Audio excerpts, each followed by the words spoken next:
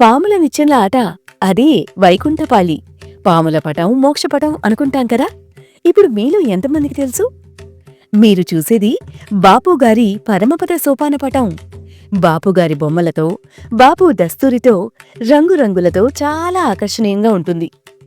బుడుగు తెలిసిన తెలుగింట్లో ఈ వైకుంఠపాళి ఉండి తీరుతుంది. ఆఖరి 132వ గదికి చేరితే మోక్షం అనుకునేవాళ్లం. జీవితంలోనూ అంతిమంగా మన పరుగు దానికోసమే అని చిన్నప్పుడు ఆట ద్వారా చెప్పేవారు. నా చిన్నప్పుడు నేను పెద్ద నిచ్చెన ఎక్కి గొప్ప చెప్పుకునేదాన్ని.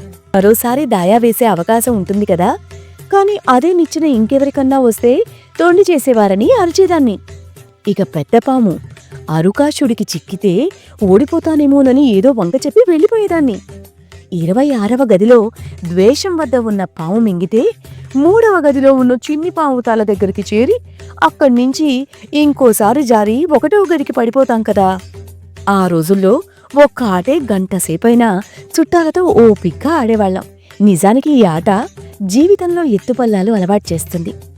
గెలుపు ఓటములు శాశ్వతం కావని, లోకమంతా మంచి చెడు సమానంగా వ్యాప్తి చెంది ఉందని, పరమపదం అదే వైకుంఠం మోక్షం చేరుకునే మార్గమని మన భారతదేశంలో పూర్వీకులు అందరికీ సులువైన రీతిలో సుమారు 2వ శతాబ్దంలో ఇలా ఆట రూపంలో పొందుపరిచారట. 11/12 చొప్పున ఉన్న ఈ చదరాల్లో ప్రతిదానికి ఒక పేరు, దానికి ఒక బొమ్మ ఉంటాయి. ఈ చదరాల్లో కొన్నిటికి జంతువులు, మరికొన్నిటి గుణాలు, ఇంకొన్నిటికి రాక్షసుల పేర్లు ఉంటాయి.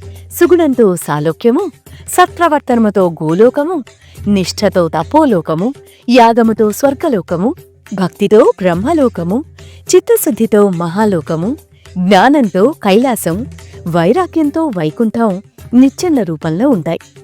రావణుడు, హిరణ్యాక్షుడు, నరకాసురుడు, బకాసురుడు, తనరథుడు, కర్కోటకుడు, అరుకాశుడు మొదలైన రాక్షసులు పాముల రూపంలో కనిపిస్తారు.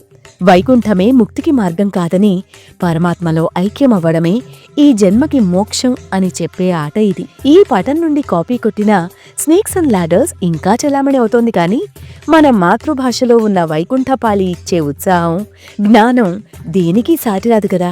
ఈ ఆట క్రీస్తు శకం 2వ శతాబ్ది నాటిది అని కొందరంటే, 12వ శతాబ్దిలో జ్ఞానదేవుడు రూపకల్పన చేసినట్టుగా కూడా ఉంది.